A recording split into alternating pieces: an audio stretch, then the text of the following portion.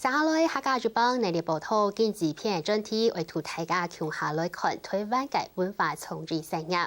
200年來合作生態節氣，用豐富嘅歷史文化結合產業和行銷方式，成功嘅帶動客家總嘅經濟發展。地球嘅文化創意發展法三圖通過過後，行政人經驗便利日本人員嘅經費，對補助創意者建立創意人才、老產業媒合平台來的方式來培養文化認識的。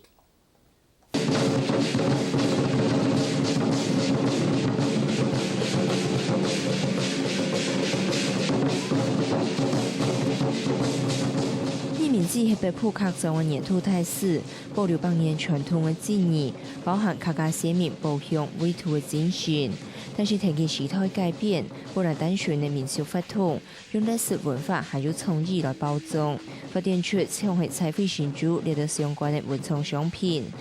還有商業團設計師廖金鳳，以及kind服客家先民嘅精神，同移民保衛家人嘅歷史做素材運頭 T 恤行，還同日本人嘅面改做連客嘅路行當流行嘅人頭骨，同時代表客家先民對當其時日本人嘅看法，結合傳統同現代嘅方式，用球體來講故事。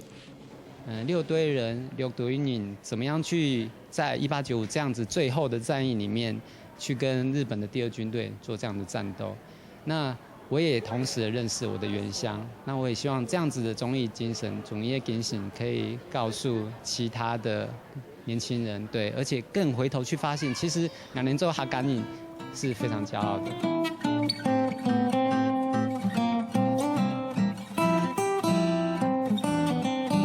寫法度嘅東西來表現文化內涵，結合創意行銷，就係文化創意產業。同而家小李俊用搶色嘅繪來呈現太輕鬆嘅特別感情。本來山下地圖看起來當平凡嘅兒童畫，應該結合同意設計，就變做人人看係畫，全看係天賦嘅系統等。用寫法經驗來開始，到設計地圖加添客家傳統精神。我客家一個精神，講簡樸簡單的精神。表現喺我哋作品當中，按嚟本我哋咧文化創意嘅東西各有嘅不一樣的地方，按嚟。文創產業清早喺1997年由英國提出國家名目向款，2002年行政院用文化創意產業來做官方嘅名。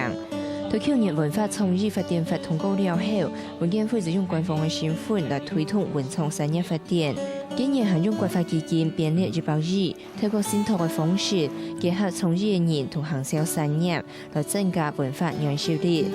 創業圓夢是針對年輕有創意的這些人才哈，他們有好的提案，我們提供他們資金，讓他們協助他們創業。然後媒合計劃，我們是把有創意的人跟有行銷能力的這些團隊哈，把他們結合起來，希望他們能夠提案啊，然後一起來成為